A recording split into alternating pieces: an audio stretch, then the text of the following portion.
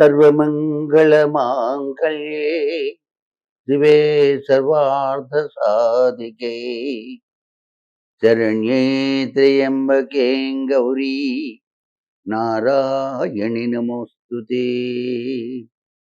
శ్రీ మహాగణాధిపతియే నమః.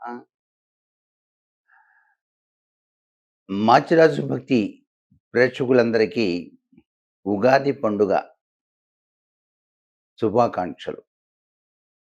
పరాభవనామ సంవత్సరంలో రాశి ఫలితాన్ని పరిశీలించినట్లయితే మకర రాశిని కనుక చూసినట్లయితే ఆదాయం 2, వ్యయం 8, రాజపూజ్యం 1, అవమానాలు 2. గురుడు చాలా గొప్పగా పనిచేస్తాడు ఈ రాశి వారికి. వివాహం, జీవిత భాగస్వామి, అన్ని రకాల వర్తక వ్యాపారాలు లేదా చట్టపరమైన భాగస్వామ్యాలకు ఇవన్నీ కూడా పొందడంలో దిగ్విజయాన్ని సాధిస్తారు. అవివాహితులకు వివాహం జరుగుతుంది. మకర రాశి వారికి ఉన్నతమైనటువంటి వ్యక్తుల పరిచయాల ద్వారా సుసంపన్నమైనటువంటి వ్యాపార భాగస్వామిని కలిగి ఉంటారు. డిసెంబర్ 13వ తేదీ నుండి సంవత్సరాంతం మధ్య గురుని యొక్క వక్రచలనం వలన జీవిత భాగస్వాములు అహంకారం లేదా బద్ధకంతో వర్తించేటువంటి అవకాశాలు, కొద్దిగా జాగ్రత్తగా ఉండాలి. వీళ్ళకి మోకాళ్ళ నొప్పులు, పిక్కల నొప్పులు, అసౌకర్యాలు కలుగుతాయి. ఇతరుల యొక్క నరఘోష పనిచేస్తూ ఉంటుంది. భూగృహ స్థిరాస్తులు ఈ రాశి వాళ్ళు విస్తరించుకుంటారు. ఇతర దేశాలతో సైతం కూడా గృహాలను కొనుగోలు చేసేటువంటి లక్షణం వస్తుంది. శనికి స్వక్షేత్రం కాబట్టి గోచార రీత్యా తృతీయ స్థానంలో ఉన్నటువంటి శనీశ్వరుడు అన్ని రంగాలలో కూడా ఈ రాశి వారికి శుభ ఫలితాలనే ఇస్తారు. అదృష్టవంతులుగా తీర్చిదిద్దుతారు. కీర్తి ప్రతిష్టలు మిన్నన్నుతాయి. విశ్వవిఖ్యాతిగాంచడానికి ఆస్కారం ఉంది. సినిమా రంగాలు, టీవీ రంగాల్లో పనిచేసే వాళ్ళకి చెప్పలేనంత అదృష్టం కూడా పట్టి తీరుతుంది. యూట్యూబ్ ఛానల్ నడిపేటువంటి మకర రాశి వాళ్ళకి డబ్బులే డబ్బులు అని చెప్పేసి చెప్పడంలో ఏమాత్రం సందేహం లేదు. విలాస జీవన విధానానికి కించెత్తు అలవాటు పడే లక్షణాలు కూడా వస్తున్నాయి. ఆత్మవిశ్వాసం మీ వ్యక్తిత్వంలోకి తిరిగి వస్తుంది. జీవితంలో మంచి విజయాల్ని సాధిస్తారు అని చెప్పేసి చెప్పవచ్చు. అయితే రాహు సంచార ప్రభావం వలన ముఖ కవళికలు కొద్దిగా మారతాయి. అంటే చక్కగా నీట్గా యాక్టివ్గా ఉండేటువంటి వాళ్ళు ముఖాన్ని చూసినప్పుడు కొద్దిగా ఏదుగా ఏంటి అట్లా చిక్కిపోయాడు మనిషి అన్నట్టుగా అవుతుంది. కొద్దిగా జాగ్రత్తగా ఉండండి. అంతేకాకుండా భీతి కలిగించేటువంటి వార్తలు కూడా వినాల్సి వస్తుంది. ఇతర దేశాలు సంధించడానికి వీసాలు సంపాదిస్తారు. విద్యార్థులకు దూర ప్రాంతాలలో చదువులకు వీసాలు సులభంగా పొందగలుగుతారు. మకర రాశి వారికి అదృష్ట సంఖ్య 8, 4. శుక్ర శనివారాలు బాగా కలిసి వస్తాయి.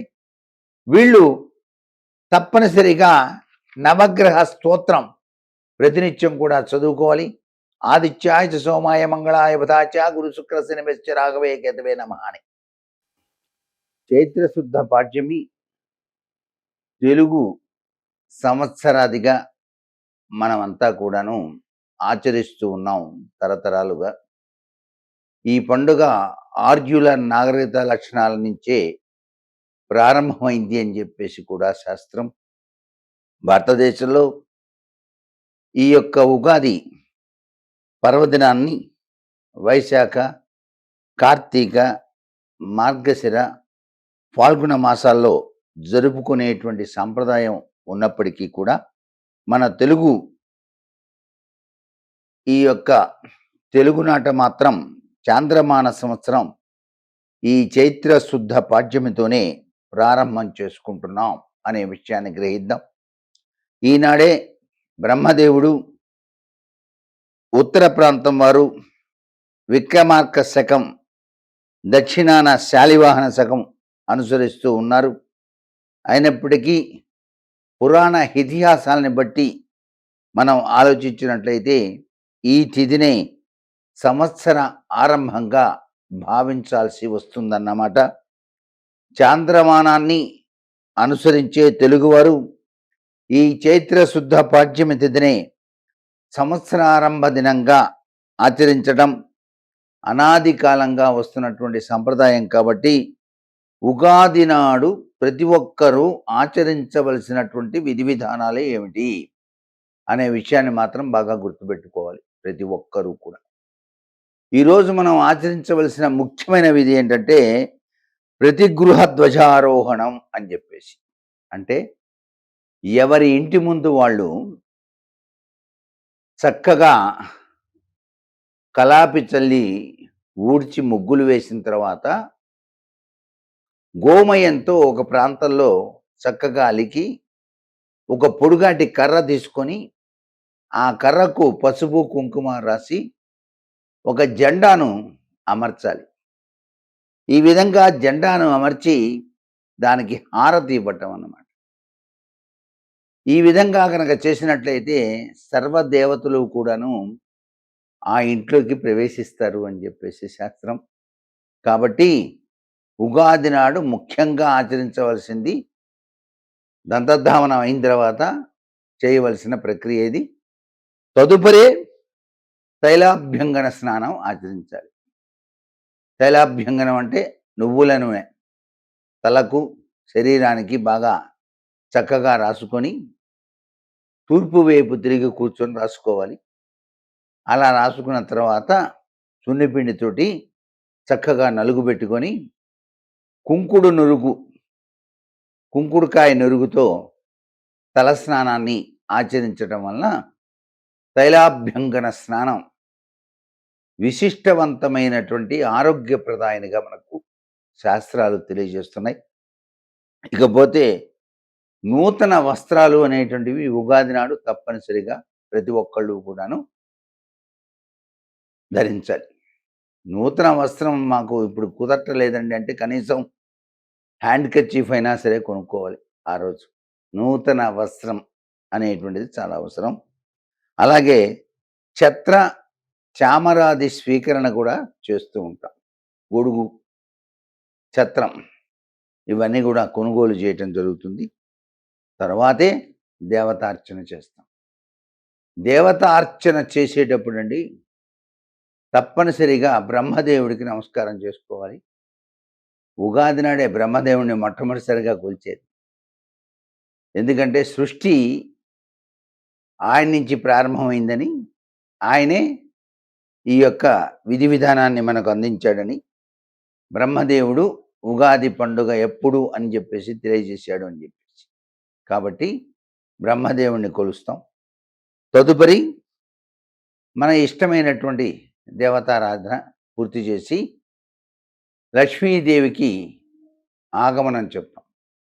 ఆ తల్లి వసంతకాలం కదండి, కోయిళ్ళ కుహునాదాలు, మామిడి పండ్ల ఆవిర్భావం ఇవన్నీ మనకి ఈ యొక్క వాతావరణ రీత్యా వస్తాయి. కాబట్టి కఫ వాత పిత్త దోషాలన్నీ పోగొట్టుకోవడానికి చాలా గొప్ప విశేషమైన పండుగ కూడా మనం భావిస్తాం.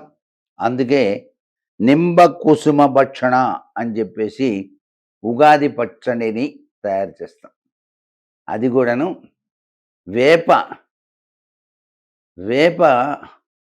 చిగుర్లు ఉంటాయి చూస్తారా, వేప పువ్వు, అలాగే పచ్చి మామిడికాయ ముక్కలు, చింతపండు ఇవన్నీ కలిపి మనం ఉగాది పచ్చడిని తయారు చేసి ప్రసాదంగా తీసుకుంటాం.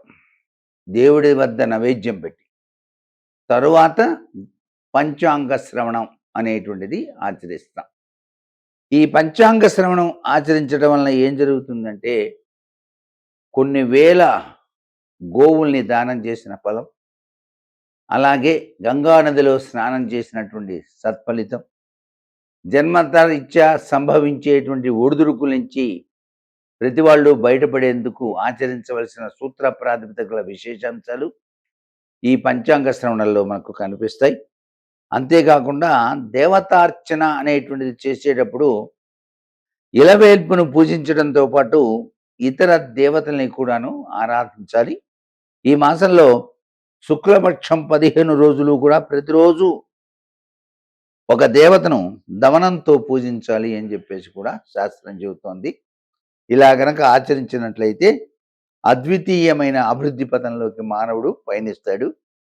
కష్టాల కడలి అనేటువంటిది లేకుండా హాయిగా, ఆనందంగా జీవితాన్ని కొనసాగించడానికి ఆస్కారం ఉంటుంది మరి. ఇది తెలుగు సంవత్సరాది ఉగాది నాడు ప్రతి వాళ్ళు కూడా ఆచరించవలసినటువంటి విధి విధానం. అందుకే అంటారు, సంతోషం ఒక చారడు కల్వంలో వేసి నూరి, దాన్ని ఒక్క గిన్నెలోన దయారసం తోడ కలిపి, ఆ రొంటిని సమతనే సాసర్లో జనత కొరకు వడ్డిద్దామని. ఇది ఉగాది పచ్చడి అందించేటువంటి సందేశం. అందరూ సుఖంగా ఉండాలని, పరమేశ్వరుని యొక్క దివ్యవంతమైన అనుగ్రహ కరుణాకటాక్ష వీక్షణాలు ప్రతి ఒక్కరికి కూడా ఆయుష్షు, ఆరోగ్య, ఐశ్వర్యాన్ని ప్రసాదించాలని చెప్పేసి కోరుతూ సర్వే జనా సుఖినో భవంతు.